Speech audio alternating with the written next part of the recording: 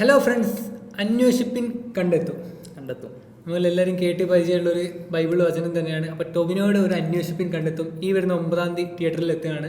റിലീസാണ്. എന്താണ് പറയാനുള്ളത്? അന്വേഷിപ്പിൻ കണ്ടെത്തും, directed by Darwin Kuriakose and produced by Dolwin Kuriakose. രണ്ടുപേരും ട്വിൻസാണ് രണ്ടുപേരും. അതേപോലെ തന്നെ നമ്മുടെ ഡാർവിൻ്റെ ഫസ്റ്റ് പടമാണ് കണ്ടെത്തുന്നത്. അതേപോലെ തന്നെ ഡോൾവിൻ പ്രൊഡ്യൂസറാണ്, പുള്ളിയാണ് ബസൂക്കയൊക്കെ പ്രൊഡ്യൂസ് ചെയ്യുന്നത്. മമ്മൂക്കനെ വെച്ചിട്ടില്ല. അതെ അതൊരു സംഭവമായിരിക്കില്ലേ, നമുക്ക് അതിലേക്ക് വരാം. ഓക്കെ. ദെൻ റൈറ്റർ നമ്മുടെ ജിനു എബ്രഹാം, പുള്ളിയാണ് ആഡം ജോൺ, അതേപോലെ കടുവ ഈ പറഞ്ഞ മൂവിൻ്റെ എല്ലാം പുള്ളിയാണ്. ദെൻ ഇനി നമ്മുടെ സിനിമയിലേക്ക് അന്വേഷിപ്പിൻ കണ്ടെത്തും ഈ ഒരു സിനിമയിലേക്ക് വരികയാണെങ്കിൽ അതെ, ഒരു ബൈബിൾ വചനം അന്വേഷിപ്പിൻ കണ്ടെത്തും. ഇപ്പം ഈ ഒരു വചനത്തിൽ നിന്ന് നമ്മൾ സ്റ്റാർട്ട് ചെയ്ത് കഴിഞ്ഞാൽ അതിൻ്റെ ടൈറ്റിൽ കാര്യങ്ങളൊക്കെ എടുത്തു കഴിഞ്ഞാൽ അതിലേക്ക് ഒരുപാട് സിങ്കുകൾ കൊടുത്തിട്ടുണ്ട്, ഒരു കുരിശ് കൊടുത്തിട്ടുണ്ട്, അതേപോലെ തന്നെ ജയിലടി കൊടുത്തിട്ടുണ്ട്. എന്താണെങ്കിലും ഇത് എന്തായാലും ഇതൊരു ഇൻവെസ്റ്റിഗേഷൻ ത്രില്ലറാണ്. എനിക്കൊന്ന് കുറെ ഒരു പഴയ കാലഘട്ടം, കുറച്ചൊരു പഴയ കാലം, എനിക്ക് തോന്നുന്നു 2000 ആ ഒരു റേഞ്ചൊക്കെ ആണ് കാണിക്കുന്നത്. അതിന്റെ ട്രെയിലർ കണ്ട് മനസ്സിലാക്കിയെടുത്തു. പിന്നെ ഇന്റർവ്യൂസ് ഒക്കെ കണ്ടപ്പം അവരും അങ്ങനെയാണ് അതിൽ മെൻഷൻ ചെയ്തിട്ടുള്ളത്. ഒരു നമ്മുടെ അതിലെ വെഹിക്കിൾസ് അതൊക്കെ നോക്കി കഴിഞ്ഞാൽ അതേപോലെ തന്നെ എനിക്ക് തോന്നുന്നു കേരള പോലീസിന് ഇന്ന് ഉള്ള ടെക്നോളജി ഉണ്ടാവുന്നതിന് മുന്നേ ഇൻവെസ്റ്റ് ചെയ്ത് കണ്ടുപിടിച്ച ഒരു കേസിനെ കുറിച്ചാണ്. പോലീസിനല്ല, ടെക്നോളജി കൂടുതലായിട്ട് വരുന്നതിന് മുൻപേ ഉള്ള ഒരു അന്വേഷണം. അങ്ങനെയാണ് ട്രെയിലറിൽ അങ്ങനെ മനസ്സിലായിട്ടുള്ളത്. ഓക്കെ, അപ്പോൾ ഈ ഒരു മൂവിന്റെ കഥയിലേക്ക് വരികയാണെങ്കിൽ ഒരു മേർഡറിനെ ഇൻവെസ്റ്റിഗേറ്റ് ചെയ്ത് പോകുന്ന രീതിയിലാണ് ത്രൂ ഔട്ട് ആ മൂവി. പക്ക ഒരു ഇൻവെസ്റ്റിഗേഷൻ ത്രില്ലറിന് ആ ഒരു ഇൻവെസ്റ്റിഗേഷൻ ത്രില്ലർ ജേണലിലാണ് പടം പോകുന്നത്. അതിലൊന്നും പ്രത്യേകിച്ച് സർപ്രൈസ് എലമെന്റ്സോ കാര്യങ്ങളൊന്നും അതിൽ കൊടുത്തില്ല. ഇൻവെസ്റ്റിഗേഷൻ ത്രില്ലറാണ്. അതിലിനി എന്തൊക്കെ ഹൈഡ് ചെയ്ത് വെച്ചിട്ടുണ്ടെന്നാണ് കണ്ടറിയണം സിനിമയിലുള്ളത്. അതേപോലെ തന്നെ ടൊവിനോയുടെ ക്യാരക്ടർ എന്ന് പറയുന്നത് ആനന്ദ് നാരായണൻ സബ് ഇൻസ്പെക്ടറാണ്. അച്ഛനെ ഇൻസ്പയർ ആയിട്ട് പോലീസിലേക്ക് ജോയിൻ ചെയ്യുന്ന ഒരു മകനായിട്ടാണെന്ന് തോന്നുന്നു. അതെ, നമ്മളെ സത്യം പൃഥ്വിരാജിന്റെ ഒക്കെ ടൈപ്പ്. അതായത് അച്ഛൻ ഹെഡ് കോൺസ്റ്റബിൾ ആയിരിക്കും, അതേപോലെ തന്നെ ഹെഡ് കോൺസ്റ്റബിൾ ആയ അച്ഛൻ നിന്ന് ഇൻസ്പയർഡ് ആയിട്ട് SI ആയിട്ടുള്ള ഒരു മകൻ വരുന്നു. മകന്റെ അന്വേഷണ ചരിത്രത്തിലെ, അങ്ങനെ വേണേൽ പറയാം, സർവീസിലെ ഒരു പ്രധാനപ്പെട്ട ഒരു ഇൻവെസ്റ്റിഗേഷൻ ആണ് ഈ ഒരു അന്വേഷിപ്പിൻ കണ്ടെത്തും എന്നുള്ള സിനിമയിലൂടെ നമ്മൾ കാണാൻ വേണ്ടി പോകുന്നത്. അപ്പോൾ ഈ ഒരു മൂവിയിലെ ക്യാരക്ടേഴ്സിലേക്ക് വരികയാണെങ്കിൽ മെയിൻ ക്യാരക്ടർ നമ്മൾ പറഞ്ഞുകൊണ്ട് തന്നെ ടൊവിയാണ് കഥ ലീഡ് ചെയ്ത് കൊണ്ടുപോകുന്നത്. പിന്നെ കോട്ടയം നസീർ പുള്ളി അത്യാവശ്യം നല്ല റോൾ തന്നെയാണ് ഇതിൽ ലീഡ് ചെയ്യുന്നത് തോന്നുന്നു. പിന്നെ ട്രെയിലർ കണ്ടിട്ട് നമ്മുടെ പനച്ചിയൽ കുട്ടപ്പൻ ഒരു ഓഫീസറായിട്ടാണ് പുള്ളി ഉള്ളത്. പിന്നെ മലയാളത്തിൽ ലീഡ് റോളുകൾ ചെയ്യുന്ന ഒരുപാട് ക്യാരക്ടേഴ്സ് ഈ പടത്തിലുണ്ട്.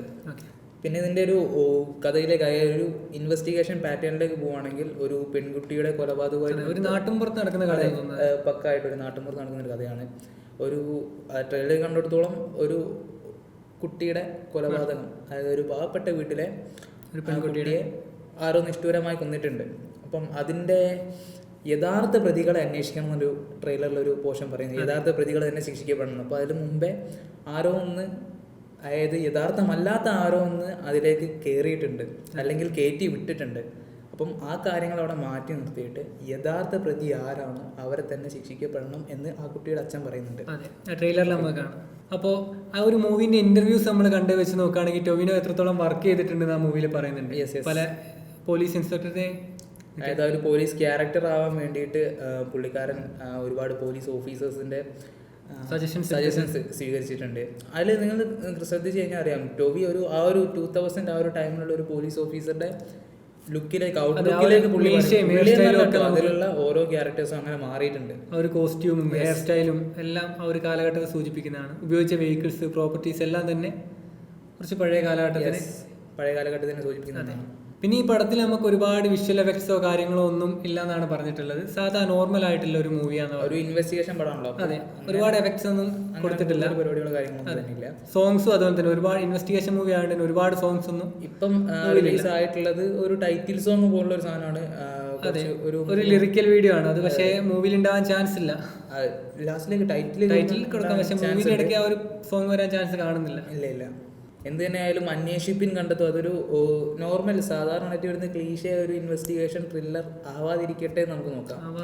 ആവില്ലാന്ന് തോന്നുന്നു. ആവില്ല. അവരുടെ ഇന്റർവ്യൂസിനും കാര്യങ്ങളൊക്കെ കുറച്ചൊരു വ്യത്യസ്തത അവർ കീപ്പ് ചെയ്യാൻ ശ്രമിക്കുന്നുണ്ട്. മാത്രമല്ല ഒരു പറഞ്ഞല്ലോ അതിന്റെ പീരീഡ് മെൻഷൻ ചെയ്തിട്ടുണ്ട്, ഏകദേശം ഒരു 2000 ആ ഒരു ടൈമിലാണ്. അപ്പം അതിലേക്ക് വേണ്ടിയിട്ടുള്ള കുറച്ച് എന്തെങ്കിലും എനിക്ക് കോൺട്രിബ്യൂഷൻസ് തോന്നുന്നു ഒരു ത്രില്ലർ തന്നെ ആയിരിക്കും തോന്നുന്നുണ്ട് കേസ്. കാരണം ഈ ഒരു ടെക്നോളജി അതിൽ ഉൾക്കൊള്ളിക്കാൻ പറ്റുന്നില്ല. അപ്പോൾ ആ ഒരു കേസ് കണ്ടെത്തുന്നത് ആ ഒരു രീതി തന്നെ ആയിരിക്കും. അതെ, ആ ഒരു എന്തായാലും സ്ട്രഗ്ലിങ്, ആ ഒരു പോലീസുകാർ നേരിടുന്ന കുറച്ച് സ്ട്രഗ്ലിങ് കാര്യങ്ങളുണ്ട്. അത് അവർക്ക് കൃത്യമായ രീതിയിൽ അപ്ലൈ ചെയ്യാൻ പറ്റി കഴിഞ്ഞാൽ 100% പടം കൊടുത്തും, പടം അടിപൊളിയായിട്ട് ഓടുന്നതായിരിക്കും. എനിക്ക് തോന്നുന്നു ടോവിനോയുടെ പോലീസ് ക്യാരക്ടേഴ്സ് അധികം, രണ്ടാമത്തെ പോലീസ് ക്യാരക്ടറാണോ? ഫസ്റ്റ് കൽക്കിക്ക് ശേഷം പിന്നെ ടോവിനോ പോലീസ് ക്യാരക്ടറായിട്ട് ഫോറൻസിക് ഉദ്യോഗസ്ഥനായിട്ട്, ഫോറൻസിക് ഓഫീസറായിട്ടാണ്. ഓക്കെ. അപ്പം ടൊവിനോയുടെ രണ്ടാമത്തെ, എൻ്റെ ഓർമ്മ വെച്ചിട്ട് ടൊവിനോയുടെ രണ്ടാമത്തെ പോലീസ് സിനിമയാണ്. അപ്പോൾ ഇത്രയൊക്കെയാണ് അന്വേഷിപ്പിൻ കണ്ടെത്തും എന്ന് പറഞ്ഞിട്ടുള്ള ടൊവിനോ മൂവിയുടെ ട്രെയിലറിൽ നിന്നും അതേപോലെ തന്നെ ഇതുവരെ കിട്ടിയ ഇൻഫോർമേഷൻസും കാര്യങ്ങളൊക്കെ. പടം 9-ാം തീയതി റിലീസാണ്. എന്ത് തന്നെയാണെങ്കിലും പടം വലിയൊരു വിജയമാവട്ടെ നമുക്ക് ആശംസിക്കാം. നമ്മളെന്തായാലും കാണും. ബാക്കി കാര്യങ്ങൾ കണ്ടതിന് ശേഷം നമുക്ക് ഡിസ്കസ് ചെയ്യാം. Okay, bye. Thank U.